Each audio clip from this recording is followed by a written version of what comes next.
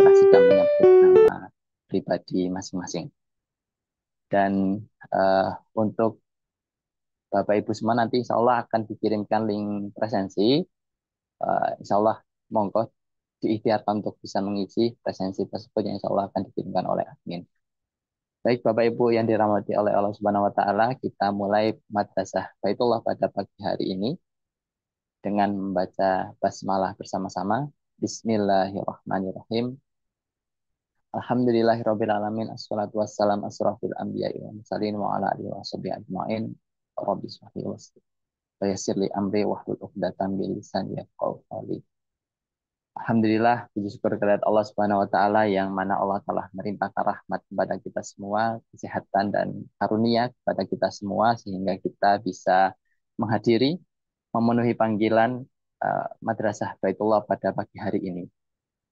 Salawat serta salam tak lupa kita selalu tercurah kepada beliau, baginda Nabi besar Muhammad Sallallahu Alaihi Wasallam. Semoga kita adalah umat yang insya Allah akan mendapatkan syafaat beliau di yaumul kiamat nanti. Amin amin ya rabbal alamin. Baik Bapak Ibu jamaah Madrasah Baitullah yang dirahmati oleh Allah Subhanahu wa taala, insya Allah pada pagi hari ini kita akan sedikit mengetahui bagaimana sejarah dibangunnya Ka'bah dan sejak kapan Ka'bah itu ada, insya Allah akan diisi atau akan diterangkan langsung oleh narasumber kita yang beliau adalah Sadeden Anjar Herdiansah, beliau adalah pakar sejarah dan insya Allah beliau akan menyampaikan tentang bagaimana Ka'bah itu berdiri, begitu nih, bagi Bapak Ibu semua. Baik, kita sapa dulu narasumber kita. Assalamualaikum, Sadeden. Waalaikumsalam warahmatullahi wabarakatuh. Alhamdulillah, Masya Allah, di tengah-tengah kesibukan, Alhamdulillah, Sadeden Mas bersedia menyempatkan diri, ya. Masya Allah, di tengah-tengah kita untuk bisa memberikan uh, pencerahan atau memberikan materi pada kita pada pagi hari ini. Masya Allah, jazakallah khair, Sadeden. Sadeden, sudah siap? Insyaallah. Oke, siap, Tad. Alhamdulillah. Baik, Bapak Ibu yang dirahmati Allah Subhanahu wa taala, uh, saya ingatkan lagi ya, saya ingatkan lagi untuk bisa menamai akun Zoom masing-masing dengan akun pribadi sehingga kita bisa berinteraksi nantinya. Baik, tanpa menunda lagi kita akan mulai madrasah Baitullah pada pagi hari ini. Monggo kepada Ustaz Daden waktu dan tempat. Persilahkan. Baik, bismillahirrahmanirrahim. Assalamualaikum warahmatullahi wabarakatuh. Waalaikumsalam warahmatullahi wabarakatuh. Alhamdulillahilladzi anzalal Qur'ana ala 'abdihi hudan wa nuran liyakuna lil 'alamin nadhiran wa shifaa'an lima fi sudur sirajan munira. Asyhadu an la ilaha illallah wahdahu la syarikalah lahul asmaul husna was sifatul ula wa asyhadu anna Muhammadan 'abduhu wa rasuluhu nabiyul huda war rasulul mujtaba.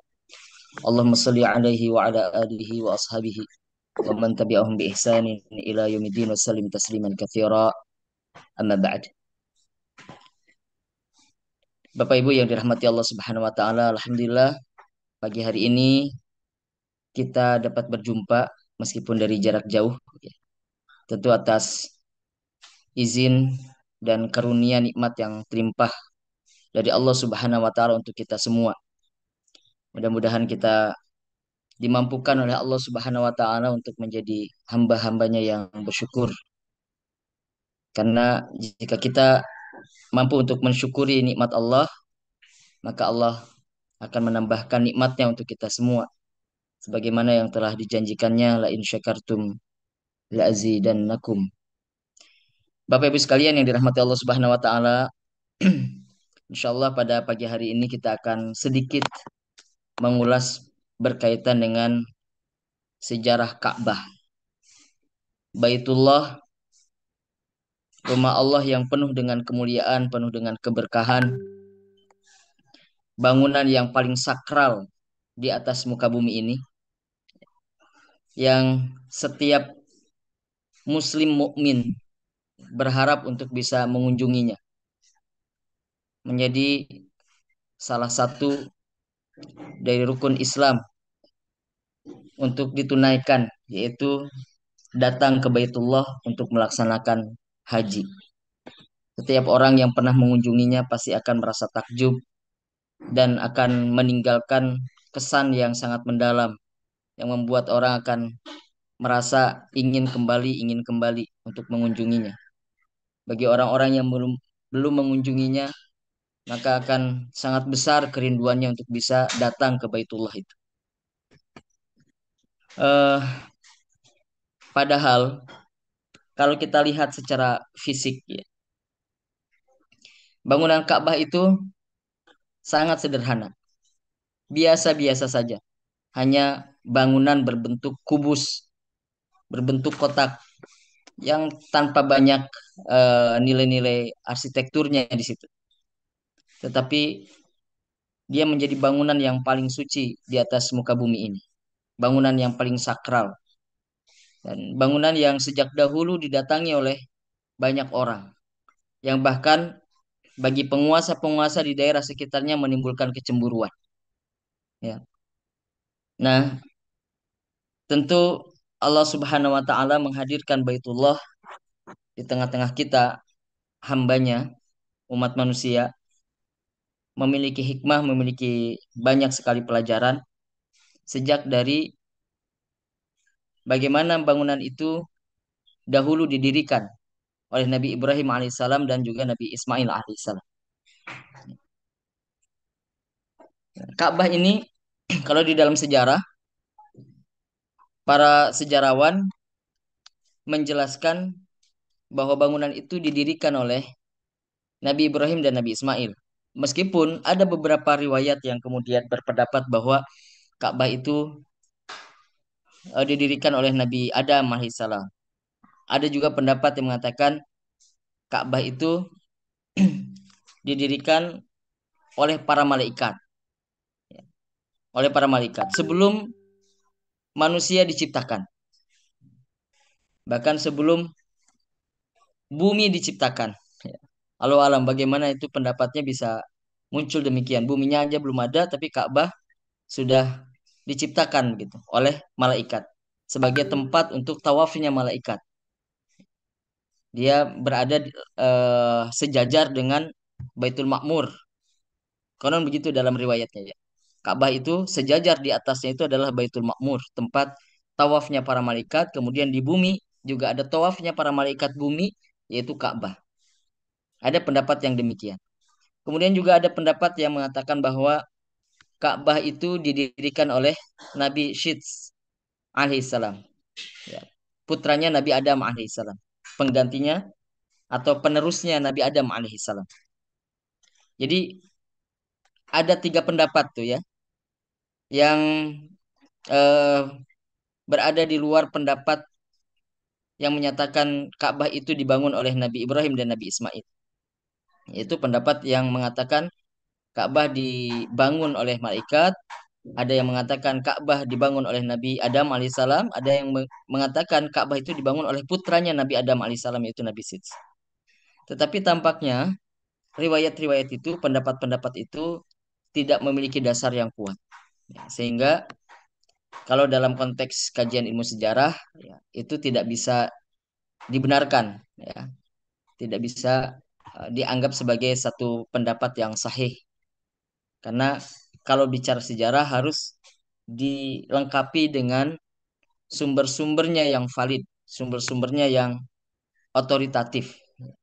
Tapi kalau tidak ada sumber-sumbernya, eh, baik itu sumber yang berasal dari teks keagamaan, misalnya begitu, atau sumber-sumber yang berasal dari kajian-kajian arkeologi, misalnya, atau kearsipan, misalnya, ya, maka itu tidak bisa dibenarkan. Nah, jadi hanya pendapat-pendapat para ulama saja ya, yang semestinya kalau pendapat itu dikemukakan harus berdasarkan pada dalil-dalil ya. Bahkan di dalam Al-Quran dan hadis pun tidak didapati bahwa Ka'bah itu dibangun oleh malaikat atau oleh Nabi Adam atau Nabi Syits alaihi wassalam. Ya. Tapi yang didapatkan justru di dalam berbagai sumber ya, termasuk di dalam Al-Qur'anul Karim bahwa Ka'bah itu dibangun oleh Nabi Ibrahim alaihissalam dan Nabi Ismail alaihissalam putranya. Jadi sebagaimana yang kita ketahui ya, kita mundur dulu sedikit pada kehidupan Nabi Ibrahim alaihissalam. Nabi Ibrahim itu asalnya dari Irak.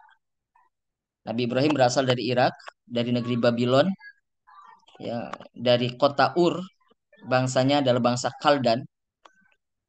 Beliau tinggal di Babilonia, kalau sekarang Irak ya, kalau sekarang Irak. Kemudian beliau memulai dakwahnya di sana atas perintah Allah Subhanahu wa taala, tapi kemudian mendapatkan penolakan dari kaumnya. Bahkan sempat terjadi upaya pembunuhan terhadap Nabi Ibrahim alaihissalam, ya, dilakukan oleh penguasa di sana yang bernama Raja Namrud. Tapi atas izin Allah kemudian Nabi Ibrahim diselamatkan. Nah, situasi ini menunjukkan bahwa memang situasi di Babilonia atau di kota Ur itu tidak kondusif untuk dakwahnya Nabi Ibrahim. Maka kemudian Nabi Ibrahim diperintahkan untuk hijrah. Sebagaimana di dalam kehidupan perjuangan Nabi Muhammad SAW ya, ketika Mekah sudah sangat tidak kondusif untuk menjalankan dakwah di dalamnya, maka Allah memerintahkan Nabi Muhammad untuk hijrah. Demikian juga Nabi Ibrahim.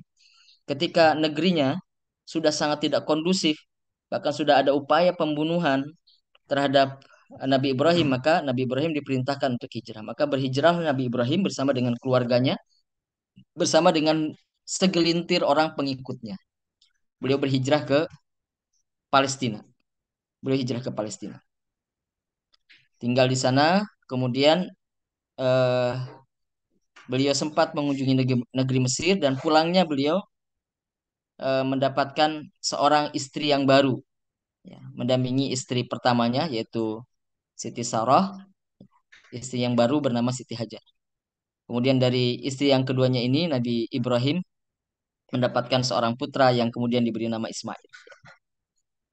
Nah, tidak lama setelah kelahirannya Nabi Ismail itu diperintahkan oleh eh, Allah Subhanahu wa taala kepada Nabi Ibrahim untuk ditempatkan di satu kota atau satu wilayah yang di dalam Al-Quran disebut sebagai Bakkah, satu negeri yang sangat tandus, sangat gersang, bukan lagi sekedar tandus tapi sangat tandus, sangat gersang dan tidak ada tanda-tanda kehidupan di dalamnya, tidak ada sumber-sumber yang bisa menopang manusia itu bisa survive, bisa bertahan hidup di tempat itu gitu. Jadi secara logika tidak mungkin ada manusia yang bisa hidup di tempat tersebut karena tidak ada sumber-sumber kehidupan. Tapi atas izin Allah Subhanahu wa taala kemudian Allah pancarkan mata air yang sampai sekarang kita kenal sebagai Zam-Zam. Jadi awal mula dari kehidupan itu adalah air. Makanya peradaban-peradaban besar yang kita kenal atau peradaban-peradaban paling kuno yang kita kenal dahulu itu adalah peradaban lembah-lembah. Peradaban lembah-lembah. Peradaban yang selalu dekat dengan sungai. Maka ada peradaban-peradaban kuno itu di Mesir, dekat dengan sungai Nil. Kemudian di Irak, dekat dengan sungai Efrat dan Tigris. Ya, kemudian di India, dekat dengan sungai Gangga. Kemudian di timur itu ada Cina, dekat dengan sungai Kuning. Ya. Peradaban lembah sungai Kuning, peradaban lembah sungai Indus, peradaban lembah sungai Nil. Nah itu. Jadi manusia itu selalu mendekat pada air. Nah, tapi menariknya, peradaban umat Islam, peradaban bangsa Arab, itu tidak dekat dengan sungai. Bahkan tidak ada sungai yang mengalir. Tidak ada sungai yang mengalir. Di negeri Bakkah itu tidak ada sungai yang mengalir. Nah, tetapi airnya Allah pancarkan dari dalam tanah. Lagi-lagi tetap saja peradaban itu dimulai dari air. Zam-zam itu sebagai awal dari peradaban bangsa Arab. Nah, sehingga Nabi Ismail dengan ibundanya yaitu Siti Hajar bisa survive, bisa bertahan hidup di sana. Sampai bahkan kemudian ada salah satu suku yang mendiami Jazirah Arab sebelumnya, sebelum kedatangan Nabi Ismail alaihissalam, sudah ada suku-suku sebetulnya di situ, menempati tempat-tempat yang relatif ya lebih subur. Namanya suku Jurhum. Nanti juga ada suku Khuza'ah, yaitu suku-suku kuno yang menempati Arab. Nanti juga ada suku atau bangsa Amalik, ya. Bangsa Amalik juga menempati wilayah sekitar Jazirah Arab itu. Nah, mereka terkejut ketika melihat ada tanda-tanda kehidupan di kota Mekah itu. Karena sebelumnya mereka belum pernah mendapati ada tanda-tanda kehidupan. Apa tanda-tanda kehidupannya? Tanda-tanda kehidupan itu ada burung-burung yang berputar-putar di atas eh, kota Mekah itu. Terlihat dari jauh ada burung-burung yang berputar-putar di atas kota Mekah. Nah, itu pertanda bagi mereka, bagi orang-orang zaman dulu. Kalau ada burung-burung di atas langit, di bawahnya, maka itu ada sumber-sumber kehidupan. Ya.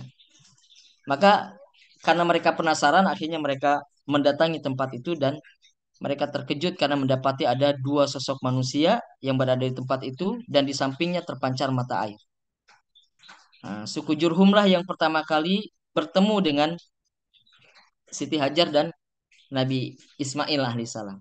Sampai kemudian nanti ketika Nabi Ismail itu tumbuh besar menjadi dewasa dan kemudian menikah, maka menikahnya Nabi Ismail itu dengan salah satu eh, perempuan dari kabilah Jurhum itu, dari suku Jurhum itu.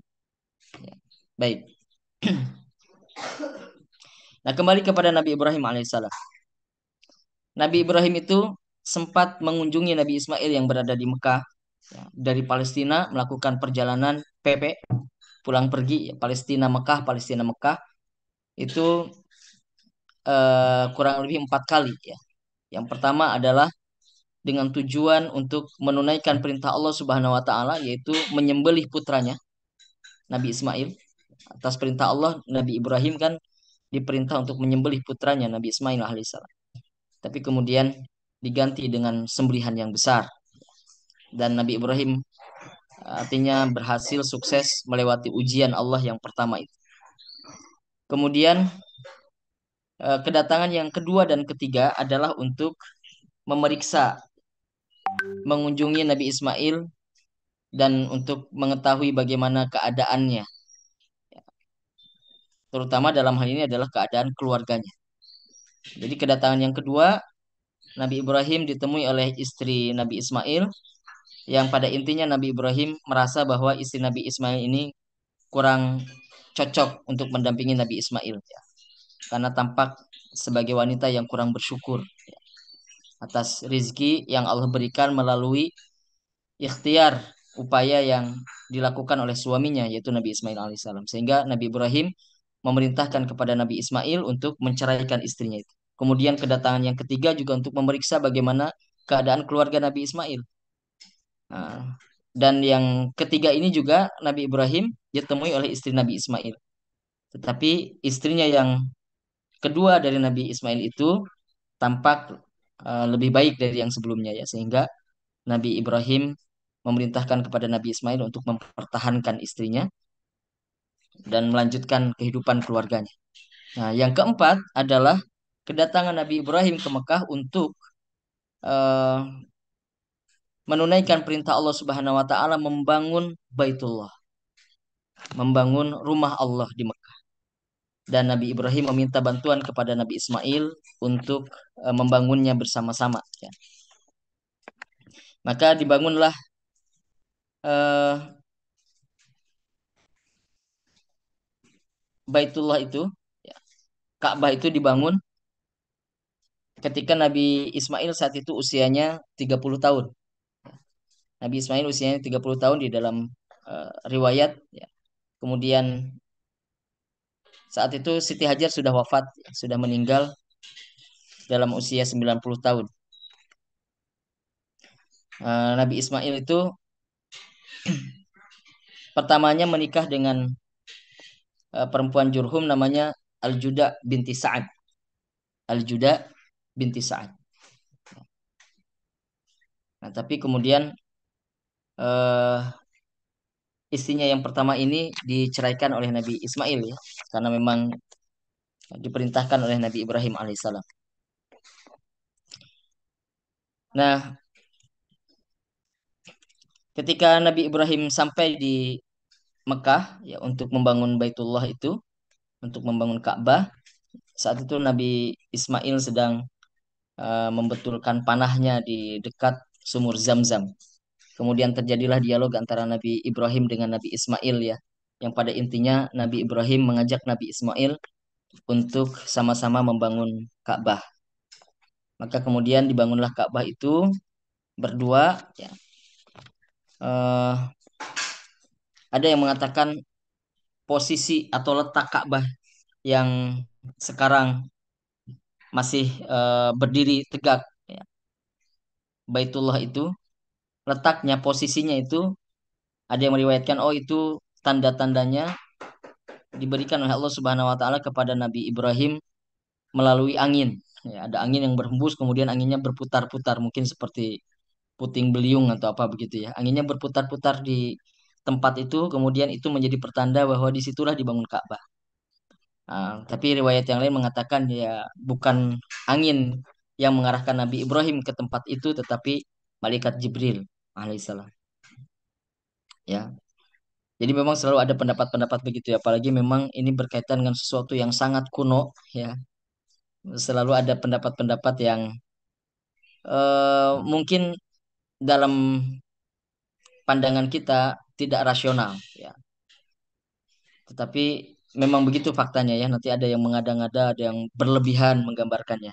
Nah, itu selalu harus dilihat dari apa namanya sisi-sisi yang lebih rasional dan memiliki sumber-sumber yang lebih kuat ya. Pendapat ataupun periwayatan yang lebih kuat. Eh, saat itu Nabi Ismail itu lebih banyak membantu untuk membawakan batu-batu. Dalam riwayat yang lain itu dikatakan batunya berasal dari mana. Itu kan di Mekah banyak sekali batu-batu ya. Karena gunung-gunungnya saja gunung-gunung berbatu. Dan kita lihat memang eh, bentuknya besar-besar ya. Apa namanya Ka'bah itu batu-batunya. Nah itu kemudian dibangun awalnya dari tanah begitu ya. Awalnya dari tanah. Kemudian Nabi Ibrahim lah yang membangunnya ke atas. Kemudian Nabi Ismail menyiapkan bahan-bahannya. Nabi Ismail menyiapkan bahan-bahannya, Nabi Ibrahim yang membangunnya. Sampai satu ketika bangunan itu akan disempurnakan, eh, Nabi Ibrahim memerintahkan kepada Nabi Ismail karena di bagian salah satu pojoknya itu masih ada bagian yang kosong. Maka Nabi Ibrahim pada waktu itu memerintahkan kepada Nabi Ismail untuk mencari batu ya untuk eh, melengkapi atau mengisi bagian yang masih kosong itu menyempurnakan bangunan Ka'bah. Dan Nabi Ibrahim juga mengatakan itu dijadikan sebagai tanda bagi manusia ya, untuk dijadikan sebagai tanda bagi manusia. Maka diminta Nabi Ismail untuk mencarikan sesuatu yang bisa melengkapi bangunan Ka'bah itu. Nah, berkali-kali Nabi Ismail itu bolak-balik menyerahkan bagian untuk bisa melengkapi bangunan Ka'bah itu, tapi Nabi Ibrahim menolak, bukan yang ini, bukan yang ini, terus begitu. Sampai akhirnya ketika Nabi Ismail itu kembali lagi ke Ka'bah, ternyata sudah tertutup bagian yang kosong itu, sudah tertutup. Dan Nabi Ibrahim sendiri yang akhirnya melengkapi, menyempurnakan bagian yang kosong itu, ya, yaitu dengan Hajar Aswad. Ketika ditanya dari mana ini didapatkan, Nabi Ibrahim menyebutkan bahwa dari seseorang ya, kalau Nabi Ibrahim mengatakan begitu, dari seseorang yang tidak ingin aku melihat bersandar kepadamu. Ya. Artinya Nabi Ibrahim diminta untuk memang itu beliau sendiri yang mengerjakan bukan Nabi Ismail. Rupanya yang mengantarkan atau yang memberikan batu itu adalah malaikat Jibril. Ini di satu riwayat demikian ya. Jadi yang mengantarkan Hajar Aswad itu kepada Nabi Ibrahim dan Nabi Ibrahim yang meletakkannya di situ di bagian yang paling dekat dengan pintu Ka'bah. Ya. Di bagian paling dekat dengan pintu Ka'bah, pojok Hajar Aswad itu ya. Itu malaikat Jibril yang mengantarkannya kepada Nabi Ibrahim alaihissalam. Nah, pada bangunan awalnya Ka'bah itu tingginya, mohon maaf, Hajar Aswad ya, mohon maaf. Hajar Aswad itu tingginya kurang lebih 6 jengkal ya. 6 jengkal dari tanah. Dan kemudian Ka'bah itu pintunya dua. Jadi bangunan Ka'bah yang dibangun oleh Nabi Ibrahim dan Nabi Ismail itu pintunya dua. Yang pertama pintu dekat Hajar Aswad sebagaimana yang eh, kita dapati sekarang ya. Itu memang sejak awal pintunya terletak di situ. Kemudian ada pintu yang kedua. Pintu yang kedua itu di dekat Rukun Yamani. Jadi di seberangnya, di belakangnya pintu yang sekarang yang dekat Hajar Aswad, kemudian di seberangnya sana itu ada pintu juga. Jadi ada dua pintu tadinya. Nah, tapi sekarang kita dapati hanya ada satu pintu ya. Tapi bangunan awalnya yang dibangun oleh Nabi Ibrahim dan Nabi Ismail alaihissalam itu ada dua pintu. Ya, baik. Nah, kemudian setelah selesai pembangunan itu, kemudian Nabi Ibrahim dan Nabi Ismail berdoa kepada Allah Subhanahu wa taala, Rabbana taqabbal minna innaka antas samiul alim. Ya, Rabbana taqabbal minna, wahai Tuhanku, wahai Tuhan kami, taqabbal minna. Terimalah kami atau terimalah dari kami, amal dari kami apa yang sudah kami lakukan ini. Kira-kira gitu ya. Terimalah apa yang sudah kami lakukan ini. Innaka antas samiul alim, sesungguhnya engkau maha mendengar dan lagi maha mengetahui. Saya kira ini juga bisa kita ucapkan doa ini ya kalau kita sudah melakukan sesuatu ya, hal-hal yang baik kita sampaikan kepada Allah Subhanahu wa taala, Rabbana taqabbal minna innaka antas samiul alim. Ya Allah, terimalah dari kami ya apa yang telah kami lakukan ini. Innaka antas samiul alim, sesungguhnya engkau zat yang maha mendengar dan zat yang maha mengetahui. Ya, jadi terkait dengan Hajar Aswad itu menjadi tanda ya, kesulitan yang dihadapi oleh Nabi Ibrahim dan Nabi Ismail saat melakukan pembangunan Ka'bah itu. Ya, jadi salah satu hikmahnya itu menjadi tanda kesulitan Nabi Ibrahim dan Nabi Ismail saat membangun Ka'bah itu. Itu yang kedua. Jadi Hajar Aswad itu juga untuk mengenang ya, untuk mengenang Nabi Ibrahim dan Nabi Ismail yang telah membangun Ka'bah itu.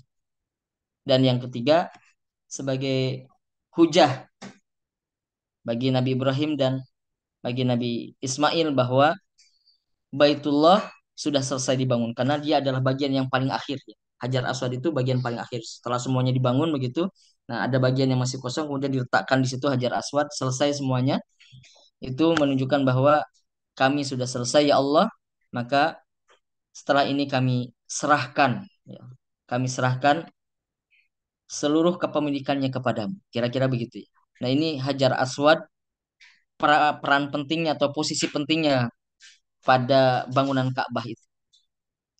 Dan dahulu memang Rasulullah SAW meneladankan kepada kita untuk secara khusus ya memuliakan Hajar Aswad itu karena beliau ketika melakukan tawaf itu dimulai dengan menciumnya, mencium Hajar Aswad. Meskipun Rasulullah mengatakan, kata beliau ini berkata kepada Hajar Aswad gitu ya. Sesungguhnya aku tahu engkau hanyalah batu yang tidak bisa mendatangkan manfaat dan juga tidak bisa mendatangkan mudarat ya. Jadi Hajar Aswad itu tidak bisa mendatangkan manfaat dan mudarat. Jangan sampai kemudian kita juga menjadi salah, terlalu mensakralkan sehingga menganggap maslahat dan mudarat itu timbul dari Hajar Aswad ya. Ketika kita haji atau ketika kita umroh ya. Nah, tetapi memang di situ ada jejak historis ya, ada jejak sejarah Nabi Ibrahim dan Nabi Ismail. Dan tentu Rasulullah SAW sangat menghormati, sangat memuliakan leluhurnya itu, bapaknya itu Nabi Ibrahim dan Nabi Ismail. Ya. Kemudian ditunjukkan rasa hormatnya itu kepada Nabi Ibrahim, Nabi Ismail itu dengan menciumnya atau mengusapnya ketika melaksanakan tawaf, ya, haji atau umrah. Yang itu juga menjadi apa namanya keafdolan bagi kita ya yang melaksanakan haji dan umrah untuk bisa mengawali dengan mencium Hajar Aswad atau mengusap Hajar Aswad. Yang tidak memungkinkan kan hanya melambaikan tangan gitu. Melambaikan tangan ke arah Hajar Aswad dan memulai putaran tawaf kita ya dari rukun dari pojok ya, dari pojok Hajar Aswad itu. Baik, itu terkait dengan Hajar Aswad. Dan Umar bin Khattab beliau juga pernah mengatakan tentang Hajar Aswad ya. Andaikan Rasulullah SAW tidak menciummu, aku tidak akan menciummu ya gitu. Ya, untuk apa? Ya, karena hanya sesuatu yang eh, tidak bisa mendatangkan apapun sebetulnya ya, Hajar Aswad itu. Menjadi pemahaman semuanya ya bahwa Hajar Aswad itu tidak bisa mendatangkan manfaat dan mudarat. Nah, karena kita mengkhawatirkan juga ada apa namanya pemahaman-pemahaman yang justru mengarah pada kesyirikan justru. Nah, Umar bin Khattab meneladankan kepada kita, andaikan saja Rasulullah tidak menciummu, aku tidak akan pernah menciummu, kata Umar bin Khattab. Tetapi karena Rasulullah meneladankan demikian, maka kita mengikutinya. Baik, Bapak Ibu sekalian yang dirahmati Allah Subhanahu wa taala. Nah, persoalannya adalah eh, ketika Nabi Ismail wafat, maka terjadi perubahan fungsi yang sangat fundamental ya, terhadap atau terkait dengan Ka'bah. Ka'bah yang tadinya difungsikan sebagai tempat untuk beribadah kepada Allah Subhanahu wa taala ya, menjadi bagian dari ritual yang sangat tinggi nilainya ya, berhaji, tapi kemudian setelah itu Ka'bah dialihfungsikan menyimpang jauh dari apa yang dikehendaki oleh Allah Subhanahu wa taala. Jadi ketika Nabi Ismail wafat, beliau itu kan meninggalkan 12 orang putra ya. Dari pernikahannya dengan eh, kedua perempuan dari Bani Jurhum, namanya sebentar yang putrinya ya, saya lupa nih. Madad ya, Madad binti Harith, putri apa namanya istrinya Nabi Nabi Ismail alaihissalam. Nah, beliau kemudian dikaruniai 12 orang putra, laki-laki semua tuh 12 orang. Nah, kemudian yang mewarisi atau yang meneruskan kedudukan Nabi Ismail setelah Nabi Ismail meninggal itu adalah putranya yang bernama Nabit. Putra Nabi Ismail namanya Nabit. Tapi kemudian tampaknya suku Jurhum ini ingin mendominasi pengelolaan Ka'bah itu. Suku Jurhum itu ya ingin mendominasi pengelolaan Ka'bah. Jadi mereka itu kemudian menyingkirkan putra-putranya Nabi Ismail. Nabi Ismail memang menikah dengan putrinya apa namanya putrinya dari kabilah Jurhum, ya, pemimpin kabilah Jurhum. Ya. Tetapi kan bukan berarti kemudian akhirnya Jurhum itu yang harus menguasai. Harusnya kepemilikannya atau kepengelolaannya itu dilanjutkan kepada putra-putra Nabi Ismail alaihissalam. Tetapi itu justru kemudian tidak diinginkan oleh kabilah Jurhum sehingga kabilah Jurhum itu menyingkirkan putra-putra Nabi Ismail alaihissalam dan kemudian menguasai pengelolaan pengelolaan Ka'bah. Ya. Eh, yang menguasai pengelolaan Ka'bah saat itu dari kabilah Jurhum adalah Harith bin Madad. Harith bin Madad.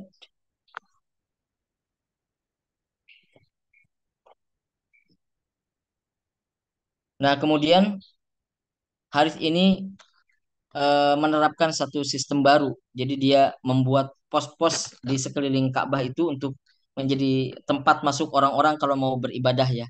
Kalau mau melakukan ritual di Ka'bah itu, namanya pos-pos itu Qayqaan. Ya, Qayqaan itu pos-pos di sekitar Ka'bah itu nanti untuk apa melakukan pembayaran gitu. Orang-orang kalau mau masuk situ harus bayar. Harus membayar 10% dari barang yang mereka bawa. 10% dari barang yang mereka bawa. Nah, tapi pada saat yang sama di sekitar Mekah juga ada bangsa Amalik, ya, bangsa Amalik yang nanti kemudian akhirnya kedua kelompok ini berseteru, ya, antara kabilah Jurhum dengan Amalik itu. Kemudian kalahlah Jurhum, Jurhum kalah, kemudian Ka'bah dikuasai oleh bangsa Amalik. Tapi tidak lama setelah itu dikalahkan lagi oleh Jurhum. Dan setelah itu Jurhum berkuasa kurang lebih sekitar 300 tahun ya. Sekitar 3 abad menguasai Ka'bah itu. Tapi kemudian Jurhum ini melakukan banyak sekali penyimpangan ya. Mereka banyak bermaksiat, mereka banyak melakukan apa namanya? eh semacam pemaksaan lah ya untuk bisa memperkaya diri mereka ya. Sehingga pengelolaan Ka'bah itu menjadi tidak baik karena dikelola oleh orang-orang yang zalim gitu. Sampai kemudian akhirnya Jurhum ini di apa namanya dikalahkan, ditumbangkan oleh putra-putranya Nabi Ismail. Karena putra-putra Nabi Ismail itu sempat mereka keluar dari Mekah ya karena merasa tidak nyaman dengan orang-orang Jurhum yang tamak, yang rakus ya, yang ingin menguasai Ka'bah karena mereka menganggap Ka'bah itu sangat potensial ya untuk dijadikan sebagai tempat mencari uang ya, sebagai tempat untuk mencari uang karena akan banyak orang yang berdatangan ke Ka'bah itu. Dan memang Ka'bah itu kan disakralkan tidak hanya oleh pengikutnya Nabi Ismail alaihissalam, tetapi juga oleh bangsa-bangsa lain. Misalnya orang-orang India itu menganggap Ka'bah itu sebagai reinkarnasi dari rohnya Shiva. Orang-orang India menganggap Ka'bah itu reinkarnasi dari rohnya Shiva. Maka mereka menyebut Ka'bah itu sebagai Makshisa, Mukshisa atau Mukshishana. Ya, Mukshishana. Jadi banyak juga orang India yang datang ke Ka'bah untuk melakukan ritual. Ya, karena menganggap eh, rohnya Siwa itu bersemayam khususnya di Hajar Aswad. Di Hajar Aswad. Jadi Hajar Aswad itu kan ya bentuknya ya batuan hitam begitu ya. Sama seperti simbol Siwa. Kalau Bapak Ibu memperhatikan simbol Siwa itu kan hanya batu hitam itu. Biasanya di garis putih tiga gitu. Batu hitam di garis putih tiga itu simbolnya Siwa. Ya, sama-sama batu hitam. Sehingga orang-orang India itu menganggap Hajar Aswad itu sebagai reinkarnasi dari Dewa Siwa. Sehingga mereka datang ke Ka'bah untuk melakukan ritual. Orang-orang penyembah dewa-dewa ya menganggap juga dewa mereka yaitu Hormuz itu bersemayam di Ka'bah. Sehingga orang-orang penyembah dewa-dewa dari Persia ya. Orang-orang Persia itu juga datang ke Ka'bah untuk melakukan ritual di Ka'bah. Kemudian orang-orang dari bangsa Sabi'ah ya, menganggap bahwa dewa mereka mereka ini penyembah ini ya, penyembah planet-planet. Dewa mereka juga bersemayam di Ka'bah itu ya. Ini dia dari bangsa Kaldan ya. Bangsa Sabi'ah ini dari bangsa Kaldan. Dan tentu saja juga orang-orang Yahudi yang menganggap Nabi Ibrahim sebagai bapak mereka ya, juga melakukan ritual di Ka'bah. Jadi banyak orang yang datang ke Ka'bah sehingga eh, orang-orang Arab saat itu, khususnya suku Jurhum menganggap bahwa Ka'bah ini potensial untuk dijadikan sebagai tempat atau sarana untuk mencari uang ya. Nah, maka mereka sangat tamak dan akhirnya justru mereka eh, betul-betul menjadikan Ka'bah itu sebagai eh, sesuatu yang sangat komersil gitu ya. Kemudian mereka melakukan banyak kezoliman di kota Mekah itu, tidak menunjukkan bahwa mereka ini sebagai orang-orang yang bijak yang kemudian bertanggung jawab atas pelaksanaan ritual haji ya, di Ka'bah pada waktu itu. Sehingga mereka kemudian akhirnya setelah 300 tahun menguasai Ka'bah, mereka akhirnya bisa digulingkan oleh putra-putranya, putra-putranya keturunan Nabi Ismail alaihissalam.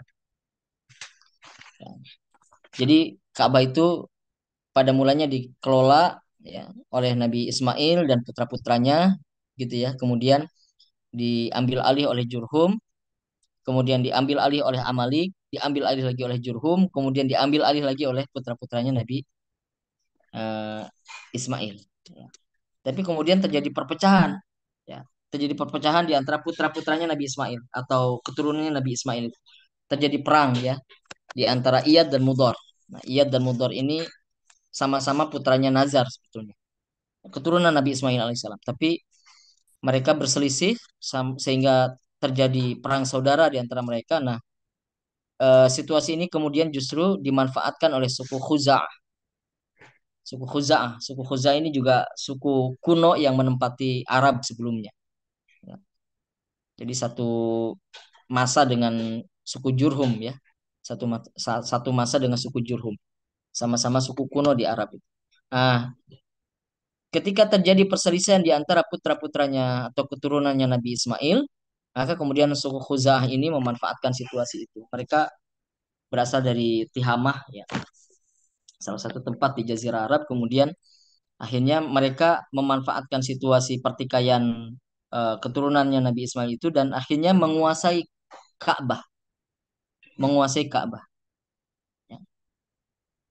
Eh, Setelah itu mereka menguasai selama kurang lebih 5 abad, 500 tahun. Suku Khuza'ah ini cukup panjang menguasai Ka'bah selama kurang lebih 500 tahun.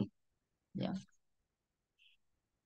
Dan pada masa rentang kepemimpinan suku Khuza'ah ini ada salah seorang pemimpin dari suku Khuza'ah selama rentang 500 tahun itu ya. Ada salah satu pemimpin dari suku Khuza'ah itu namanya Amr bin Lu'ay Al-Khuzai. Ya.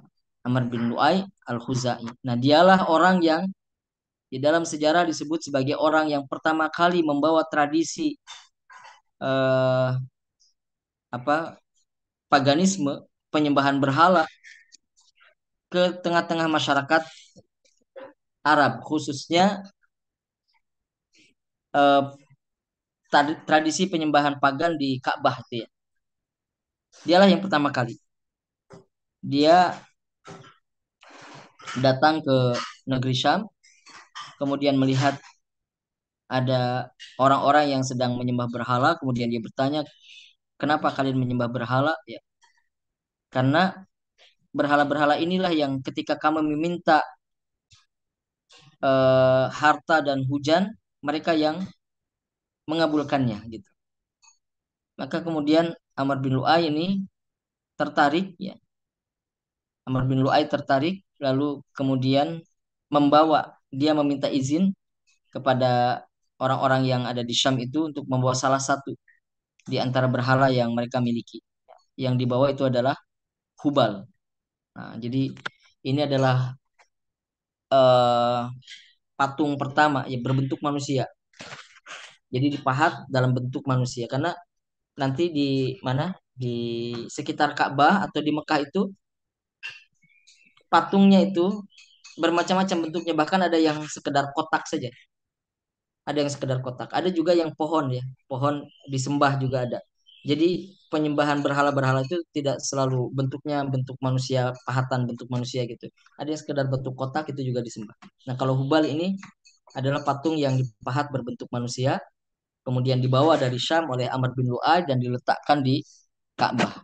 Nah, sejak saat itulah kemudian Ka'bah eh, mulai dijadikan sebagai tempat sesembahan bagi agama Wasaniyah itu ya, agama paganisme, agama penyembah patung-patung itu. Dialah Amr bin Lu'ay yang memulai pertama kali eh, tradisi penyembahan berhala di Ka'bah. Dan ini terjadi penyimpangan yang sedemikian rupa ya, sampai kemudian nanti Islam datang untuk meluruskan, ya, mengembalikan kepada apa namanya, kepada tauhid ya, yang semestinya menjadi ritual yang dilaksanakan oleh umat manusia di Ka'bah. Nah, sampai kemudian uh, Ka'bah ini dikuasai oleh Quraisy ya. Kembali dikuasai oleh Quraisy setelah kepemimpinan suku Khuza'ah, selama 500 tahun, 5 abad ya, menguasai Ka'bah, maka kemudian tergeser oleh Quraisy. Quraisy ini adalah nenek moyangnya Rasulullah SAW. Ya. Quraisy itu sebetulnya kalau dalam riwayat disebutkan dia adalah Fihr, julukan dari Fihr. Ya, Fihr itu nenek moyangnya Rasulullah SAW. Fihr ini Quraisy. Ya. Fihr ini Quraisy, Quraisy itu Fihr. Gitu. Nah, mata rantai nasab Rasulullah ke atas itu ada Fihr di situ. Nah, Fihr ini yang dimaksudkan Quraisy. Nah, kalau zaman dulu kan banyak julukan-julukan, bahkan kakek Rasulullah SAW itu kan Abdul Muthalib juga sebetulnya julukan ya. Eh, Tidak banyak yang mengenal nama aslinya. Nama asli Abdul Muthalib itu namanya Syaibah. Syaibah Al-Hamd. Syaibah Al-Hamd. Jadi orang-orang Quraisy memberikan gelar Al-Hamd kepada Abdul Muthalib, ya, sang terpuji. Nah, kita menjadi bisa lebih memahami ya, kan yang memberikan nama Muhammad kepada Rasulullah SAW itu kakeknya Abdul Muthalib itu. Ya. Nah, kata Hamad itu masih satu akar kata dengan kata Muhammad, ya, sang terpuji. Kakeknya punya gelar Al-Hamad, Syaibatul Hamad, ya, Syaibah sang terpuji. Ya. Kemudian cucunya diberi nama oleh Abdul Muthalib oleh Syaibah itu dengan nama Muhammad. Hamad Muhammad. Allahu a'lam. Ya. Nah, di masa Quraisy ini Ka'bah relatif lebih apa namanya lebih tertata ya. Ada seorang bijak di antara rangkaian mata rantai keturunan Quraisy namanya Qusay bin Kilab. Qusay bin Kilab ini juga nenek moyangnya Rasulullah Shallallahu Alaihi Wasallam. Dia seorang yang bijak dan tampaknya seorang pemimpin yang baik dalam hal manajerial, ya, sehingga ditata sedemikian rupa, ya, apa namanya peran-peran yang harus dijalankan di dalam pengelolaan Ka'bah itu ditata sedemikian rupa. Ada yang memberikan makan, ada yang memberikan minum, ada yang macam-macam ya dalam hal pelayanan untuk para tamu yang datang. Karena Ka'bah itu bagaimanapun menjadi jantungnya tidak hanya Mekah tetapi jantungnya negeri Arab. Ya. Sehingga orang-orang Arab secara keseluruhan atau sebagian besarnya lah, sebagian besarnya dari ujung selatan sampai ujung utara menganggap bahwa orang-orang Quraisy itu adalah orang-orang yang paling bijak. Ya, orang-orang yang paling bijak karena juga mereka dianggap telah berhasil ya mengelola Ka'bah sedemikian rupa sehingga menjadi sumber pendapatan, sumber penghasilan yang menjadikan Arab juga sebagai negeri yang berwibawa ya, didatangi oleh banyak orang sehingga menjadi negeri yang kosmopolitan, didatangi oleh banyak orang. Dan itulah yang kemudian menimbulkan kecemburuan ya kalau kita pernah mendengar peristiwa penyerangan yang dilakukan oleh Abraha membawa pasukan bergajah untuk menghancurkan Ka'bah. Nah, itu kan alasannya sebetulnya alasan ekonomi dan politik. Karena saat itu Abraha sedang membangun negerinya. Abraha itu datang dari Abisinia, dari Ethiopia, dari Habasyah, ya, menyeberang Laut Merah, kemudian menguasai Yaman. Abraha itu dari Habasyah, dari Ethiopia, menyeberangi Laut Merah, menguasai Yaman. Nah, dia ingin membangun negerinya, tetapi ada penghalang. Kenapa negerinya itu tidak bisa menjadi yang paling dominan di Jazirah Arab? Ya karena ada Mekah. Abraha juga heran kenapa Mekah menjadi yang paling dominan di Jazirah Arab, padahal Mekah itu adalah negeri yang tandus. Setelah dia perhatikan ternyata faktornya ada pada Ka'bah. Ka'bah itulah yang menjadi magnet bagi orang-orang untuk datang ke Mekah sehingga Mekah menjadi sangat ramai, menjadi kota kosmopolitan, ya, menjadi kota kosmopolitan. Orang-orang datang berdatangan di situ, kemudian memunculkan atau ya sebagai konsekuensinya itu menjadi tumbuh pusat-pusat perekonomian itu di sekitar Mekah itu. Karena banyak orang mesti kalau sudah banyak orang berhimpun mengumpul di situ kan yang menjadi konsekuensinya adalah ekonominya tumbuh. Kalau ada keramaian di situ ada yang jualan, kira-kira gitu. Kalau ada keramaian ada orang yang jualan. Nanti jualannya penginapan, jualannya pernak-pernik ya. Nah, seperti sekarang ya, ya Mekah itu tidak akan mati ya. Mekah itu tidak akan mati selama ibadah haji, ibadah umroh itu terus dilakukan ribuan orang bahkan mungkin jutaan orang. berdatangan setiap tahun ya. Nah, Qusay bin Kilab itu juga membangun satu bangunan pertama sebagai bangunan pabrik ya di Mekah, artinya tempat berkumpul-kumpulnya ya para pemimpin Quraisy di Mekah, namanya Darun Nadwah. Barangkali kita pernah mendengar ya, karena Darun Nadwah ini menjadi pusat konspirasi, pusat tempat konspirasinya orang-orang Quraisy terhadap Rasulullah kan di Darun Nadwah itu. Nah, pada mulanya Darun Nadwah itu memang dibangun oleh Qusay bin Kilab sebagai tempat untuk bermusyawarah. Nah, ini juga menunjukkan bahwa sejak awal orang-orang Arab, khususnya Quraisy ini adalah orang-orang yang terbiasa dengan tradisi musyawarah, tradisi demokrasi yang kuat. Ya. Orang-orang Arab itu sudah terbiasa musyawarah mereka sejak dari dulu dan sudah menjadi tradisi mereka. Mereka akan mengumpulkan pembesar-pembesar Quraisy di Darun Nadwah itu, mereka bermusyawarah di situ, khususnya berkaitan dengan pengelolaan Ka'bah, bagaimana Ka'bah itu dikelola dengan sebaik-baiknya sehingga bisa menghadirkan suasana yang kondusif bagi para tamu yang datang dengan apa namanya pelayanan-pelayanan yang mereka berikan kepada para tamu. Ya, sampai sekarang kan begitu. Ya, maka pengelola Ka'bah itu selalu disebut sebagai khadimul haramain. Khadimul haramain, pelayan dua tanah suci. Ya, mereka memang harusnya memang menjadi pelayan-pelayan yang melayani tamu-tamu yang datang. Yang sebetulnya keuntungannya juga mereka dapatkan ya. Orang-orang Mekah yang mendapatkan keuntungannya, para pedagang, para pejabatnya, politisinya semuanya. Ya mereka itu hanya bisa mendatangkan di awal-awal apalagi ya, hanya bisa mendatangkan uang itu karena Ka'bah, bukan karena yang lainnya. Karena tidak mungkin dengan wisatanya, tidak mungkin dengan hasil alamnya, tidak mungkin karena tanah Mekah itu kan tandus.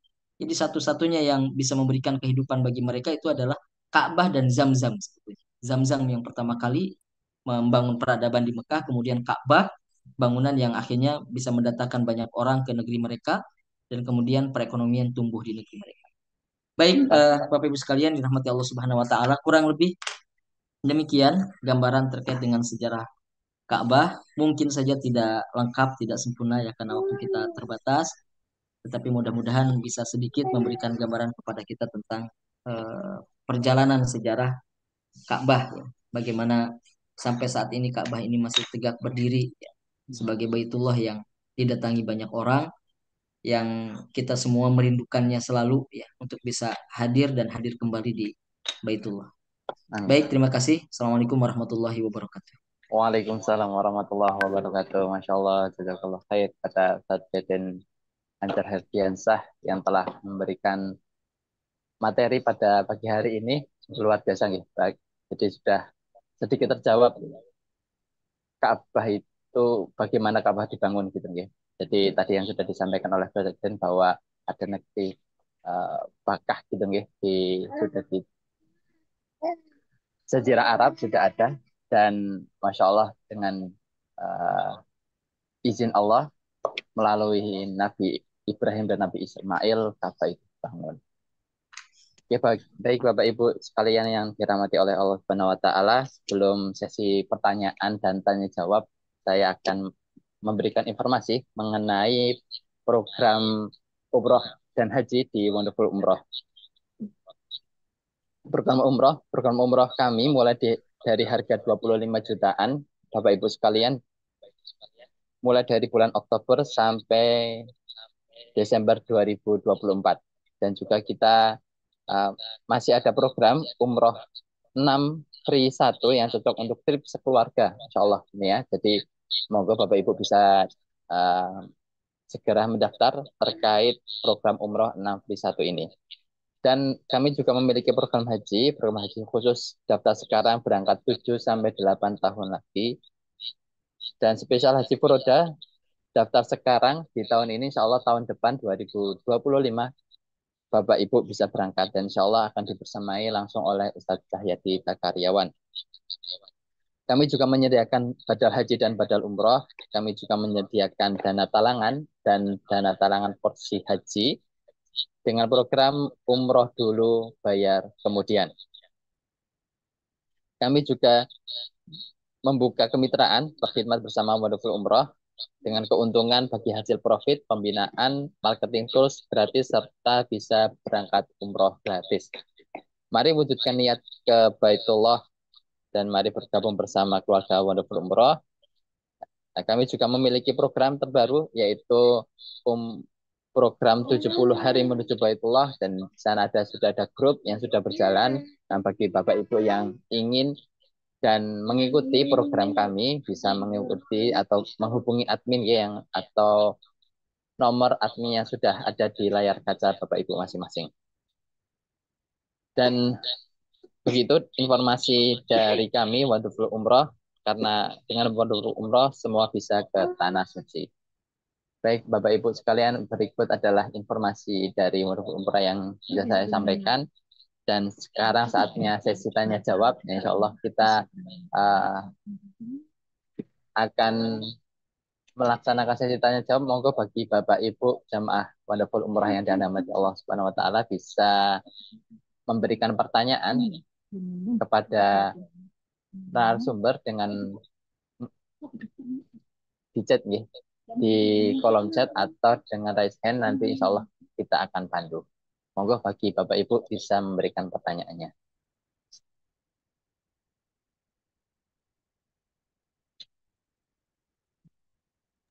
Ya baik, mungkin Ustaz Deden, mungkin saya tanya gitu, Ustaz Deden, terkait yang bagian Ka'bah, ada namanya Hijir Ismail gitu, Ustaz.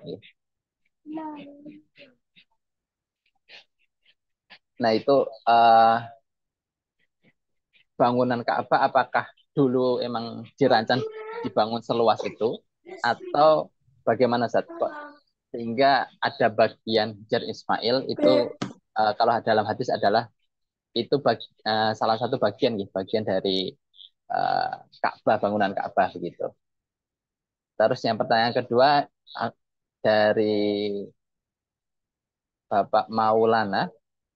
Assalamualaikum Ustadz, izin bertanya, apa yang diperbolehkan dan yang dilarang terkait Ka'bah ini?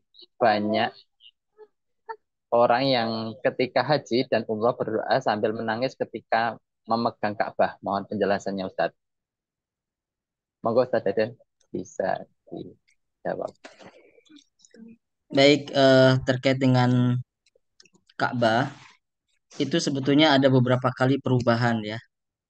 Ada beberapa kali perubahan bahkan ketika eh, Khuza'ah itu menguasai Ka'bah, dia juga sempat merombak, meninggikan, menambah tingginya Ka'bah itu. Eh, Termasuk juga ada banjir ya, banjir yang kalau dulu apa namanya pintu Ka'bah itu juga sampai bawah, sampai lantainya gitu. Kalau sekarang kan agak di atasnya ya pintu Ka'bahnya itu. Ada banjir, kemudian lalu ada apa namanya eh, kerusakan akibat pertempuran di masa Abdullah bin Zubair misalnya gitu ya. Ada kerusakan dan sebagainya. Beberapa kali mengalami perombakan ya. Sehingga sebetulnya bangunan Ka'bah yang sekarang itu tidak sebagaimana yang dibangun oleh Nabi Ibrahim. Makanya kan Nabi Muhammad SAW itu sempat mengatakan andai saja eh, tidak menimbulkan fitnah, aku ingin membangun Ka'bah itu sebagaimana yang dibangun dulu oleh Nabi Ibrahim alaihissalam. Ya begitu. Nah, kalau bagian-bagiannya ada sih di dalam beberapa buku ya, berapa meternya itu utara ke selatannya atau dari barat ke timurnya itu eh, kemudian tingginya berapa itu ada di dalam beberapa riwayat. Saya tidak hafal ya, tidak hafal angka-angkanya itu ya, berapa meter. Nah, tetapi intinya ada banyak perubahan ya dari bangunan Ka'bah itu. Tadi saya mengatakan di antaranya juga yang cukup menonjol, dulu bangunan Ka'bah itu pintunya dua, ya. Hmm. Di depan dekat Hajar Aswad, kemudian di bagian belakangnya itu yang sejajar dengan pintu yang sekarang itu di bagian Rukun Yamani, di samping Rukun Yamani itu juga sudah tidak ada pintu itu. Nah, jadi Oh. ada banyak perubahan di situ ya. Hmm. Baik yang kedua, apakah diperbolehkan apa yang diperbolehkan dan tidak diperbolehkan ya terkait dengan Ka'bah. Kalau di sini dicontohkan bagaimana orang berdoa menangis ketika memegang Ka'bah. Saya kira Mm-mm. itu kalau sekedar satu sikap emosional ya, bahwa ada kerinduan di situ ya terhadap Ka'bah, ya ada kebahagiaan gitu ketika bisa sampai di Ka'bah dan sebagainya, kemudian menangis ya sambil memegang-megangnya itu tidak masalah, tidak menjadi persoalan, bahkan mungkin itu justru menunjukkan betapa senangnya, betapa bahagianya gitu. Tapi kalau sampai pada hal-hal yang ya justru menyerempet pada persoalan-persoalan kesyirikan ya. Misalnya ada yang menggunting apa namanya kiswahnya. Ya, kesyirikan ataupun perusakan nah, itu sama, dua-duanya itu udah syirik, merusak lagi. Kemudian disimpan apa namanya kain kiswahnya itu di dompet atau di apapun dan menganggap bahwa itu punya tadi ya, punya manfaat atau mudorot. Bahkan Rasulullah mencontohkan kepada kita ya, jangankan kiswahnya, Hajar Aswad saja gitu kan Rasulullah itu ucapan yang sebetulnya menjadi pelajaran bagi kita. Jadi Hajar Aswad dan Ka'bah secara keseluruhan itu tidak mendatangkan manfaat dan madorot secara bangunannya ya. Tidak mendatangkan manfaat dan madorot sampai-sampai Rasulullah mengucapkan. Artinya ketika itu diriwayatkan kan berarti ada yang mendengar. Ada yang mendengar dari para sahabat kemudian diriwayatkan sampai kepada kita. Artinya secara apa namanya? Secara zahir Rasulullah kemudian mengucapkan, ya, aku tahu engkau tidak mendatangkan manfaat dan mudorot. Gitu. Rasulullah kan mengatakan begitu kepada Hajar Aswad. Tapi kemudian menciumnya sebagai penghormatan. Ya, itulah yang kemudian kita terkadang berlebih-lebihan ya. Kalau dulu kalau dulu fenomenanya masyarakat Arab zaman dahulu itu ya. Mereka itu bahkan tidak sekedar Ka'bahnya, tidak berkaitan dengan sekedar Ka'bahnya, tetapi tanah haramnya. Jadi mereka kalau ke Mekah, mereka akan mengambil batu, batu dari Mekah gitu. Kemudian dibawa pulang, nanti di kampung halaman mereka itu mereka tawaf. Batunya itu diletakkan kemudian tawaf mengelilingi batu itu. Jadi batunya, batu yang ada di Mekah diambil kemudian itu sebetulnya di satu sisi sebagai penghormatan mereka terhadap tanah suci. Tetapi kan itu jatuh pada kesyirikan ya, jatuh pada kesyirikan sehingga itu tidak diperbolehkan ya. Jadi kita hanya mengikuti apa yang sudah dicontohkan oleh Rasulullah SAW dalam ibadah itu karena pada intinya ibadah itu kan terlarang. Semua ibadah itu aslinya terlarang kecuali ada perintahnya dan ada contohnya di Rasulullah kan begitu. Jadi apa-apa yang tidak dicontohkan oleh Rasulullah, terutama dalam hal ini berkaitan dengan ibadah haji dan umroh, berarti tidak boleh kita lakukan. Adapun ungkapan-ungkapan emosional, perasaan emosional dengan menangis gitu ya, menyentuh Ka'bah gitu, itu tidak dipersoalkan selama itu tidak menjadi bagian daripada ibadah. Ya, baik. Oh, Masya Allah. Begitu nggih. Pak Maulana terkait jawabannya dari Ustadz. Jadi bangunan Ka'bah dan Hijr Ismail itu hanyalah sebuah perantara nggih, Ustadz nggih. Berarti nggih. Jadi tidak memberikan manfaat bagi kita dan mudarat juga, tapi Allah syariatkan itu gitu ya. Jadi dan Rasulullah melakukan itu sehingga kita juga ikut melakukan hal itu karena Rasulullah berbuat seperti itu gitu, gitu. Hal sama halnya dengan sholat ya. Sholat kita gerakannya seperti rukuknya seperti itu kita melihat karena Rasulullah melakukan hal itu kan. Ya baik bagi Bapak Ibu semua, Masya Allah, Alhamdulillah sudah di penghujung acara. Tak terasa kita sudah 40 hampir 1 jam ya. Kita membersamai Bapak Ibu semua, Masya Allah, dan Alhamdulillah yang telah hadir dari awal hingga akhir pada sesi pagi hari ini. Insya Allah bagi Bapak Ibu yang mungkin telat atau belum bisa bergabung pada Madrasah Baitullah pada pagi hari ini, Insya Allah akan ada rekaman yang Insya Allah akan di-share di grup Madrasah Baitullah. Sebelum penutup, monggo bagi Ustaz Deden bisa memberikan closing statement pada materi pagi hari ini. Ya.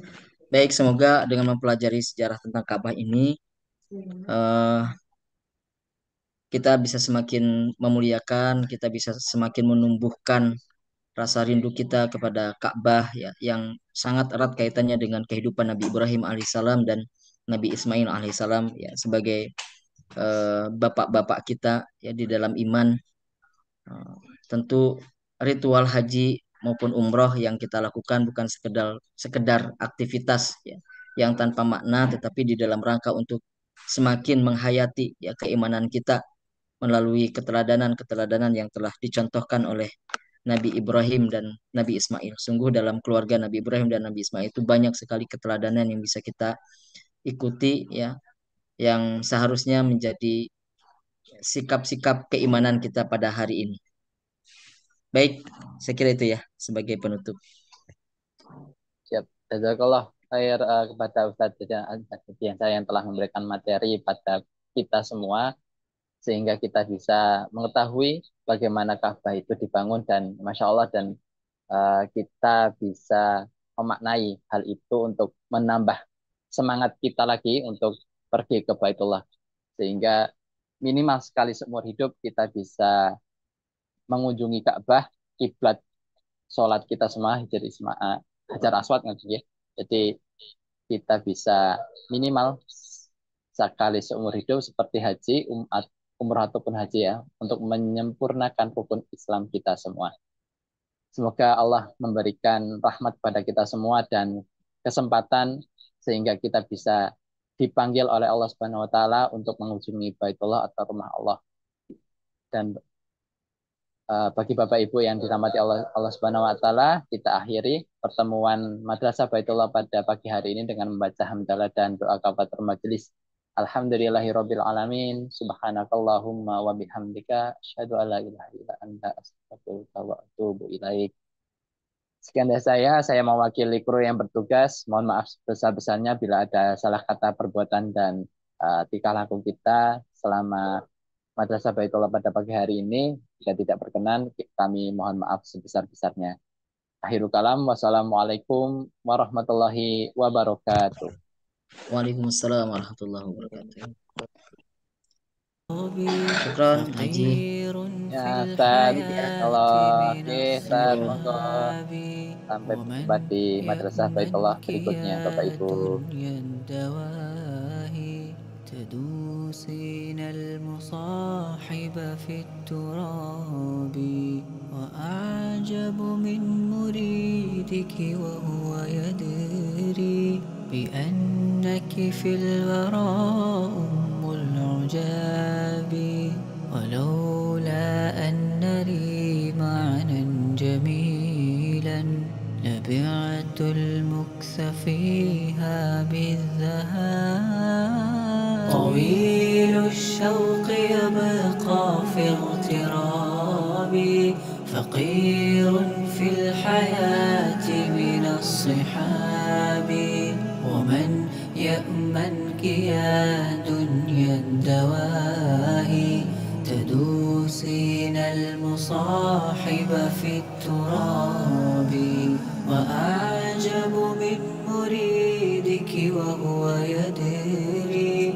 بأنك في الورى أم العجاب ولولا أن لي معنى جميلا لبعت المكث فيها بالذهاب رأيت الله في ذا الكون ربا جميع الكائنات له تحابي شواهد أنه فرد جليل على رغم المجاهد